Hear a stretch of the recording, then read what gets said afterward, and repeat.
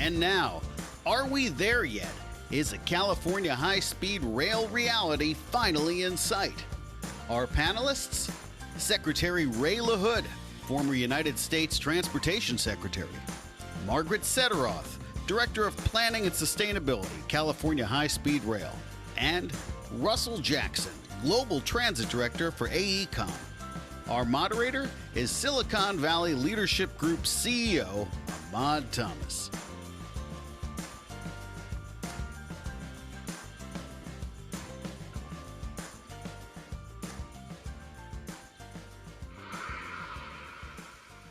Are we there yet? That's our question today about high-speed rail. What a great panel. I hope to have an honest dialogue, a productive dialogue about how this very important project continues to advance. And we'll just jump right in. Meg, first question to you. Where do things stand with high-speed rail? The $4.2 billion that's sitting with the legislature. What is going on there? For our audience, just level set about where we stand. Great, thank you, Ahmad. Yes, we are there. Today, we have over 119 miles that are in construction. We've secured more than 90% of the parcels necessary for construction. We've completed more than 2/3 of the 93 structures for this construction. And we've created over 7,800 labor jobs. We've begun to take the early steps in design for the entire Merced to Bakersfield line with the release of 2 RFQs, 2 design contracts, that is, and with board approval, hopefully later today, we'll release a station design RFQ for the 4 Central Valley stations for the initial operating segment of high-speed rail. Also pending board approval this month is the completion of the environmental clearance to San Jose. This is really a crucial part of project delivery, and we're very excited to get this first step done in advancing design of the valley-to-valley connection. That $4.2 billion represents the second half of the $9 billion in voter-approved Prop 1A funding. The governor has included those funds in his proposed budget, and the administration is looking to the legislature to appropriate those funds this summer. They will enable us to finish the Merced to Bakersfield work and, crucially, a test track, which is a key part of getting high-speed rail at the 220 mile an hour level tested and certified in the United States. And that, of course, it also enables us to continue design work throughout the entire system. Well, thank you, Meg. That's a very helpful overview, and I think sets the stage about where things stand in Sacramento and in our state. Secretary Lahood, truly honored to have you here as part of our forum and dialogue today. I'd love to ask you the same question about where things stand in Washington and how dollars coming from DC might impact this project. I know for you, you understand the business competitiveness aspects of this project and how important this is to the state.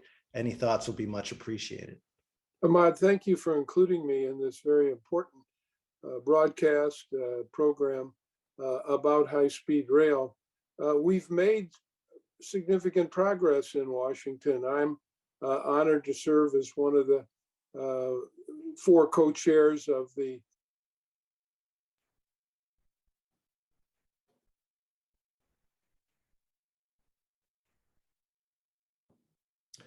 Well, we may have lost Secretary Lahood there temporarily, which is life sometimes, dealing with a virtual event. So Russell, maybe we'll just turn to you next. We've been talking about a lot of positives.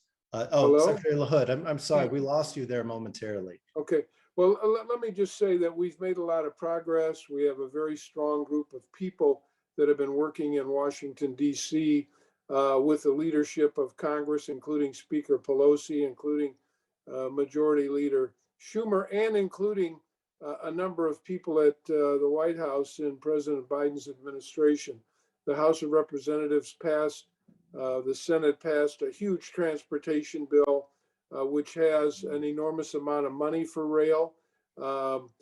Build Back Better passed the House of Representatives that has $10 billion designated for high-speed rail. California would benefit mightily by both of those bills, one that's passed and been signed by the president, one that's pending now in the Senate. And we're waiting now for the Senate. They suspended their debate on Build Back Better due to the fact that they had other pending business, like the nomination of a Supreme Court justice, which obviously took precedent over other matters. They will get back to Build Back Better. When they do, we will continue our work to be sure that the $10 billion designated for high-speed rail in America, which California would benefit mightily, will be included in that bill.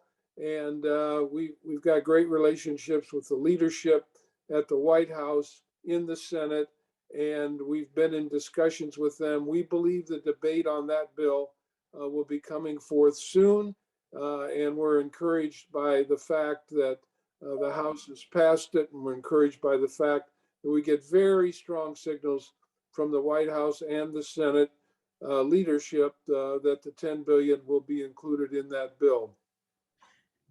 Well, Secretary Lahood, that's certainly very encouraging, and we are grateful for all of your work. When you look at those dollars and what it might mean for California and Rod Dearden and others, it's very important. That's a positive view and positive feedback from you and from Meg. Maybe Russell, I'll turn to you to not in any way take the conversation in a direction that's not positive, but to be very real. Other parts of the world have seen high-speed rail be financed, be utilized successfully, come online relatively on time and on budget. What can we learn from elsewhere where this has been successful? And maybe why do you think we have faced the difficulties we've faced to date in California with the project? Thanks so much. I mean, and just to say, it's great to be here with SVLG. I think your question is a really powerful one. If you look at this kind of infrastructure, high-speed rail infrastructure all around the world, it is some of the most complex and the most challenging public sector infrastructure that anyone can build. 400-meter long, quarter of a mile long trains traveling at, as Meg said, in excess of 200 miles an hour. We have to make sure they're very safe. We have to make sure they're very reliable. And they're very long projects. And I think if you look at what's happened all around the world, you know, there are places like Spain and France, China, Japan, and they've been doing this quite a while. And they've been building out the gaps now. They're filling in the gaps of where the bottlenecks are. They're building out their networks. And that's because I think it's been proven to their public, the benefits. But I think there are other countries like the UK, Sweden, Malaysia, and Singapore. I think it's really hard to understand the difference, for people to see the difference in the game-changing nature that high-speed rail brings to a region or to a country. And I think the learning that has come from that with a lot of those countries has certainly been a challenge. If I look at, for example, HS2 in the UK, they have really had similar challenges to where California high-speed rail is at the moment. It's a very, very similar project in terms of the progress made to date and some of the cost challenges. And I think it's really about learning together globally around what needs to be done differently, different risk profiles, technical improvements, automated design, artificial intelligence. I think bringing all of those things together, those are the kinds of things I already see. If you read the authority's business plan, I'm sure Meg could speak to this. There's definitely a recognition of learning and doing things better and improving continuously. But I think the other thing, just one other point, is really around the public perception. I think it's very much that these programs are about the next generation. And it's hard when there isn't a comparator, there isn't an existing system like this in a country, to see what kind of outcomes this kind of program is going to bring. I think that's the benefit that's been seen in some of these countries that have very established networks. And really, they are very much about the next generation. There are short-term impacts and construction activity that it takes a while, but long term, those benefits really come to fruition. Nobody ever builds a high-speed railway and says, gee, that was a terrible idea, we shouldn't do that. What you see is everyone saying, we need to do more of that, we need to build out the network. I think those are the kinds of learning that we need to bring to California for the project, for the program. Well, what's the realistic path forward? And this is a question to everyone. You know, if you look out over the next 5 years, walk us through the steps to answer the question of the panel. You know, are we there yet? How can we help advance this important project? Ahmad, if you don't mind, I'd like to begin by indicating again that it's an honor for me to be one of four co-chairs of a coalition that's worked for the last year and a half on persuading Congress to include money. And that's really about the next 5 years. The $1 trillion transportation bill that was passed and signed by President Biden includes an enormous millions of dollars for rail in America. California will benefit by that. But more importantly, the Build Back Better bill that passed the House includes $10 billion, which really takes us out the next 5 years that you've indicated that we should be talking about here, because it will enhance what's gone on in California, where really California is a model for high-speed rail and how to get it done. And with the additional money that the 10 billion will provide, California will have the opportunity and resources to really complete their project over the next several years. And over the next 5 years, that money can be used to help other places, whether it's Nevada, whether it's Texas, whether it's Florida, whether it's Illinois, whether it's the Northeast corridor.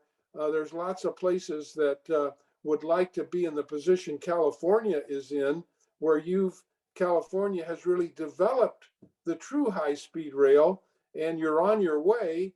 And this additional money over the next 5 years will help complete the vision that Governor Brown had, that rail enthusiasts have had. And so the next 5 years, in my opinion, if Congress passes Build Back Better with $10 billion, we have the resources to put high-speed rail in America in a way like we've never seen before. Well, Secretary, I want to double click on that. And we've got about 15 minutes and two subjects that I want to cover, which require much more time. But I want to talk environment, and I want to talk finances. And maybe we start, I think, on the environmental piece. We can all agree it's very positive when you look at greenhouse gas reduction and the potential environmental benefits of this project. I want to talk about that. But first, keeping this within a cost envelope has been a challenge. It's a challenge for projects like this. Talk to us about what's different now for the skeptics that are listening in or that are going to see this on social media. You know, address them directly. What is different now about the cost containment models and the ability to get this done and finished in a reasonable time frame and budget? You want me to start with that? That's open to anyone, or Meg, maybe if yeah, Meg, would you mind just touching on that? And then maybe I'll touch on the national part of it, but maybe you can touch on the California aspect. And, yes, and maybe Russell could talk a little bit about what's happening in Europe, or what happened in Europe. Right, fantastic, very well organized. So I would say, I think you touched on this earlier, that, and Russell spoke to this as well, which is the authority has matured over the past decade and a half. We've gone from a planning organization to a delivery organization. And along that way, with oversight from the board of directors, from the legislature, from our peer review group, we've definitely taken on board all of the lessons from the construction and the delivery to date. And I would say that leadership from the top all the way down has emphasized an enhanced risk mitigation regime, a much more robust approach to anticipating costs, anticipating risks, understanding where contingencies lie. I think all of those lessons taken on board, and a really clear focus on making sure when we move forward with the rest of construction, those lessons are applied. So we are looking to securing right-of-way very solidly, making sure our third-party agreements are in hand. I know Secretary Lahood has a wealth of experience understanding that infrastructure projects are complex, and getting them done does require this careful negotiation of many parties and a clear focus on the outcomes. And so all of that speaks to cost control. But I think writ large, having funds in hand and able to move forward construction in a timely manner speaks very clearly to containing costs. The sooner we build this system, the better it is in terms of cost control.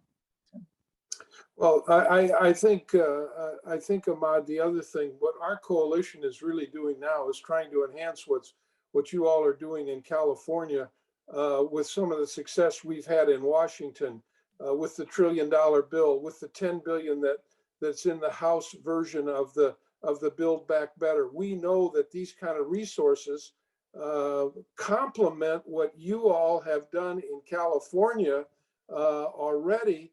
And it sends a message to the legislature. If you approve the 4.2 billion that Governor Newsom wants, it'll be complemented with the work that we're doing in Washington. That's the reason we've taken the coalition's taken such a great deal of interest in California, the 4.2 billion, because each complements one another. The 10 billion in Build Back Better and the 4.2 billion that Governor Newsom has proposed and the legislature will debate. So our coalition is pushing very, very hard, wants to complement all that's been going on and the good example set by California that you can build high-speed rail in America.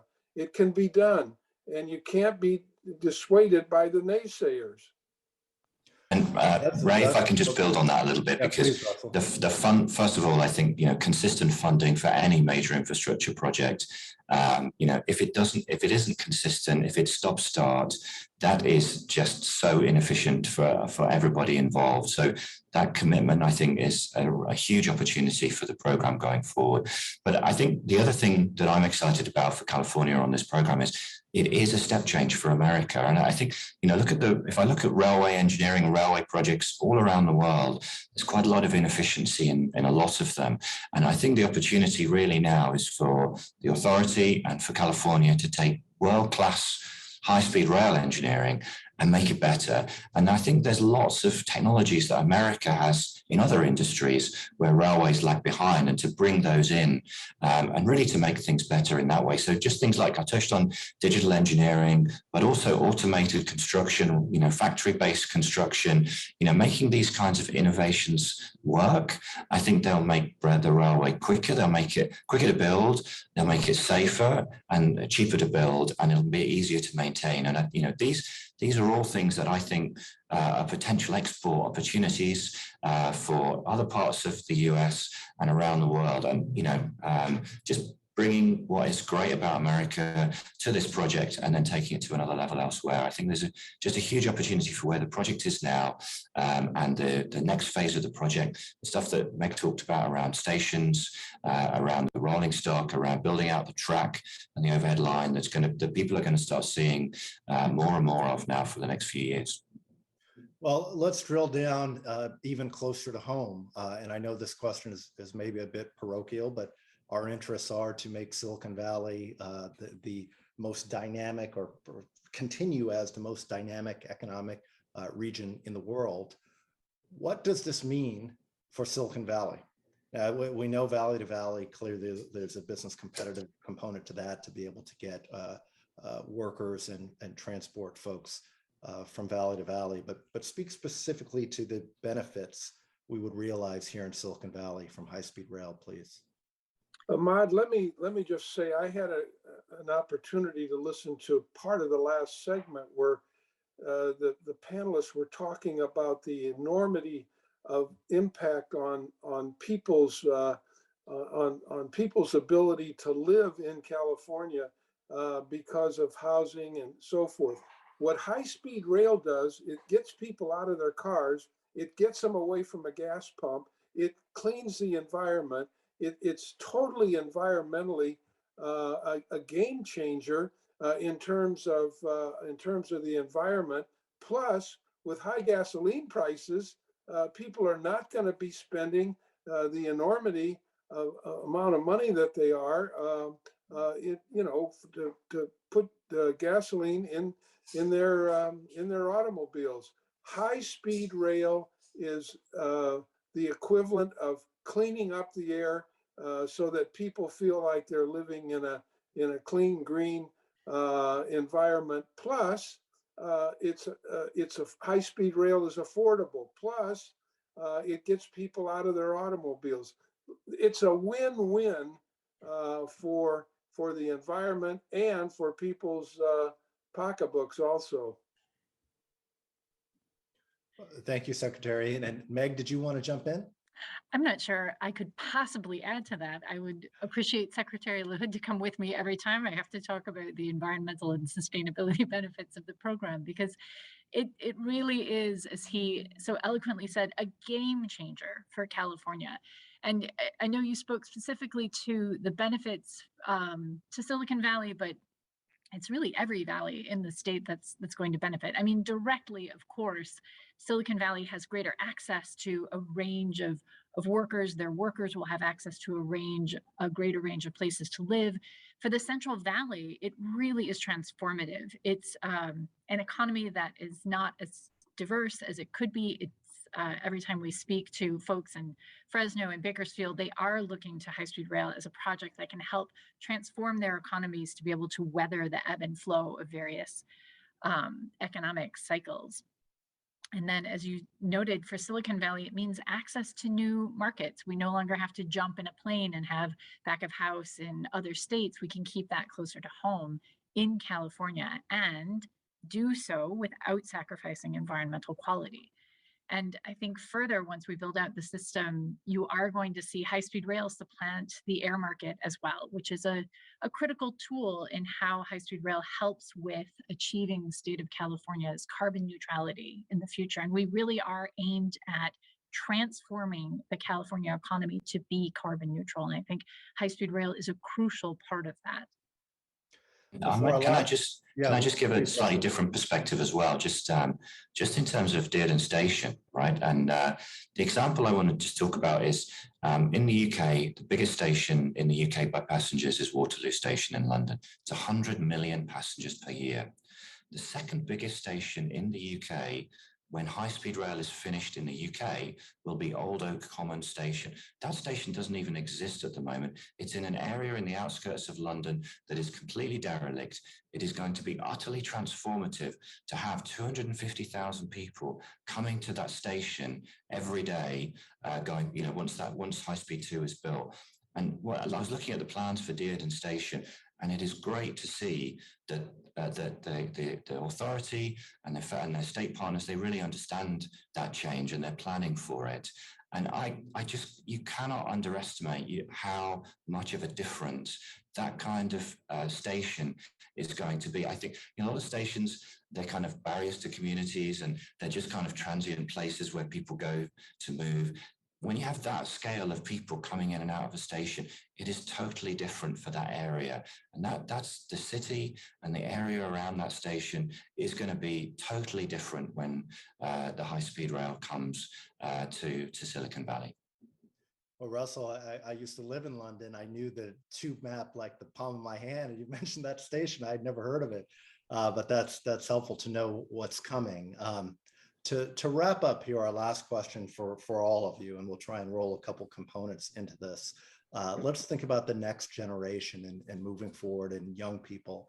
And Secretary, I've seen some of the polling that you all have shared. You had 18 to 39-year-olds with a 65% support of the high-speed rail project. Is it climate that's driving that? Is it a futuristic notion of transportation that's driving that engagement by young people? Would love that perspective. And two, what message do you have for young people who want to see this project happen about how they might be able to engage and add value? The answer to the second part of your question is support people to the California Assembly and to the Congress that are willing to put the dollars in to make this happen. And the answer to the first part is young people do not want to own an automobile. They want to be able to get on a bus or a train and get where they're going. That's affordable, that's clean burning, that's comfortable, and that's what high-speed rail provides. People that move to the Silicon Valley, people that that live in California would just soon live without an automobile. High-speed rail will provide that opportunity. And a lot of those are young people. A lot of them are people that want to use their resources for good, clean transportation, i.e. high-speed rail. Well, Meg, we'll let you have the last word. Well, I think we love our quality of life in California. We cherish our natural environment. We cherish the open spaces we have. And high-speed rail really it provides that opportunity to maintain mobility, maintain our ease of getting around the state without an automobile. And it really opens up the future to us that is truly sustainable and truly carbon neutral. Well, Russell, Meg, Secretary Lahood, thank you so much for joining us here today. We could have gone on for another hour here. There's so much to discuss, but hopefully that whets folks' appetite for more. A truly important mega project for the region. We've been proud to be associated with this for many years, encouraged by the positive news that you all have shared with us today. Again, thank you for joining us.